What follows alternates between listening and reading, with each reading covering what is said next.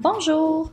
Bienvenue à cette capsule vidéo qui, je crois, t'intéressera beaucoup aujourd'hui. Elle s'intitule La structure du récit en 3 temps.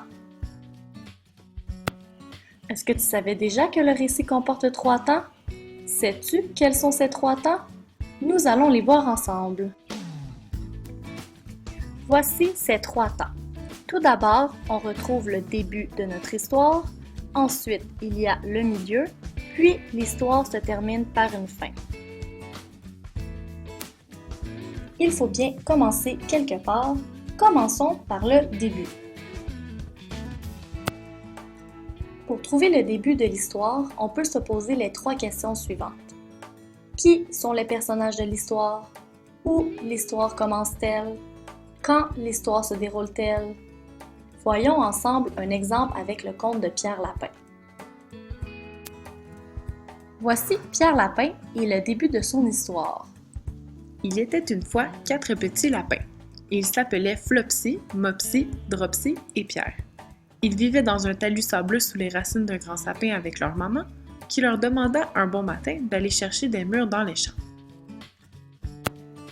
À la question qui, il s'agit de Flopsy, Mopsy, Dropsy et Pierre. À la question où, c'est dans un talus sableux sous les racines d'un grand sapin. À la question quand, c'est alors un bon matin.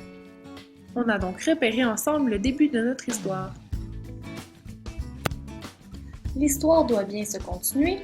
Nous avons donc besoin d'un milieu. Pour trouver le milieu de l'histoire, on peut se poser les 3 questions suivantes. De qui parle-t-on principalement? Pourquoi a-t-il agi comme cela? Comment fait-il pour régler son problème? Revoici Pierre Lapin et le milieu de son histoire. Mais Pierre, qui était très désobéissant, alla droit au jardin voisin et se retrouva nez à nez avec le paysan Poupon. Pierre, terrifié, courut jusqu'à l'atelier et tomba dans un arrosoir. Le paysan l'aperçut, mais Pierre s'enfuit de nouveau et se glissa sous la barrière, hors de danger. À la question de qui, il s'agit de Pierre.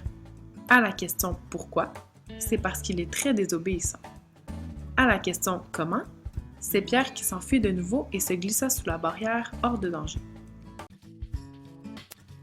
Il faut bien que l'histoire se termine.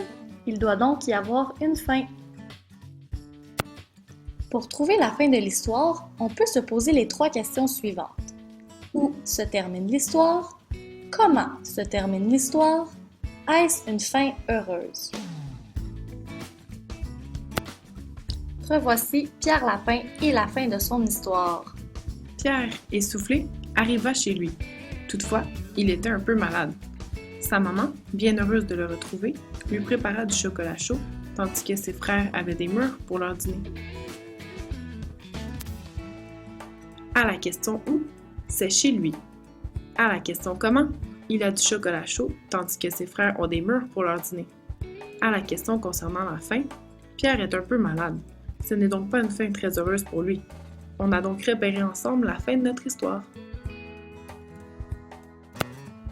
Voilà, c'était les 3 temps du récit. Tu en as appris beaucoup aujourd'hui. N'oublie pas, ton histoire est toujours séparée en 3 étapes. Le début, le milieu et la fin. Et pour t'aider à les repérer, souviens-toi des questions que l'on peut se poser. Cette capsule a été enregistrée dans le cadre du cours PPA 3111 à l'automne 2015. Merci et à une prochaine capsule! Created using Powtoon.